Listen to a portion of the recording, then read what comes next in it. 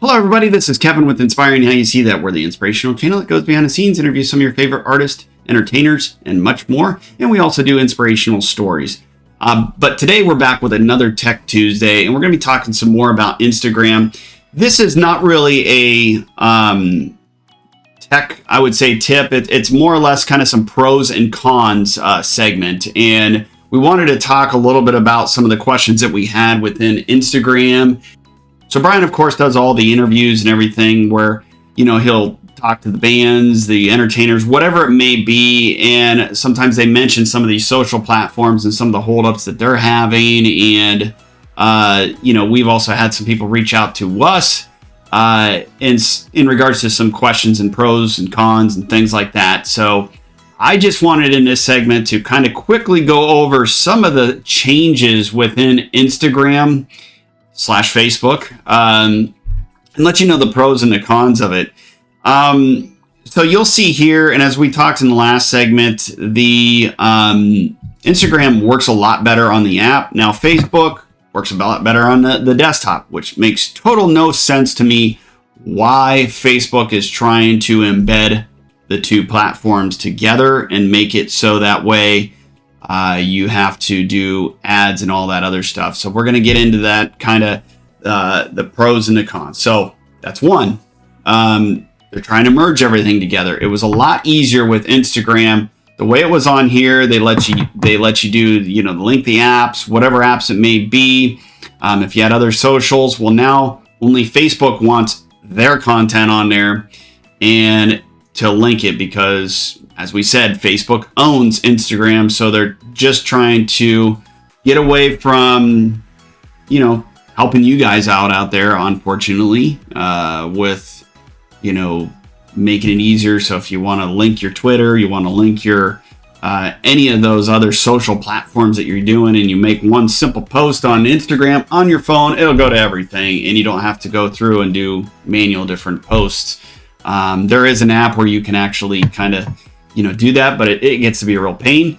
But the other con is with if you're wanting to advertise with, as you see here, we are on our Instagram on our desktop. If you want to advertise, it literally forces you into Meta on Facebook.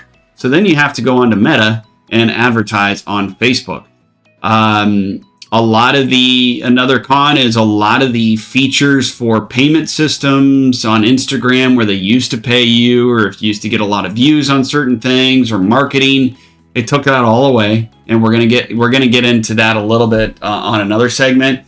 But they did take a lot of that away for many of you out there, not unless you're, you have millions of followers, and it seems to be they give a little bit more benefit to some of the ones that have millions of followers. I mean, ones that have followers all the way down to 1,000, all the way up to 200,000-300,000 or 400,000 followers.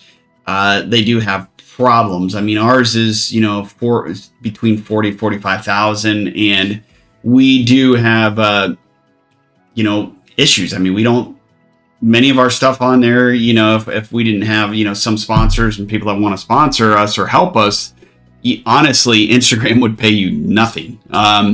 That's just the way they roll. And as I said, in the next segment, we'll get into a little bit of their payment and how they used to do that, and the cons of that. And there isn't too many pros. I hate to say it. Not that we're trying to be negative here. We try to create as much positivity on our channel as we want, but we want to be realistic with Instagram and how some of these social platforms work. So that's in a nutshell about the Instagram. You're going to be seeing a lot more changes within Instagram and crossing into Facebook. Maybe you guys out there like it. I don't. That's just a personal opinion. I think it's only going to get worse, where they're just trying to filter you into Facebook. And then they not only do they monitor a lot of this stuff, they only want to get out a lot of the things that they feel is fit to them. And we try to always, our channel's all about, positivity, trying to help other, up and coming bands or maybe, comedians, whatever it may be. That's what Brian and I like to do. And we always try to get, the positivity out there and, some of the creativity out there. And you would be surprised. We get sometimes kickback from Instagram and Facebook that say that this may be harmful content, which I don't get. So if you guys have had some of that out there, let us know.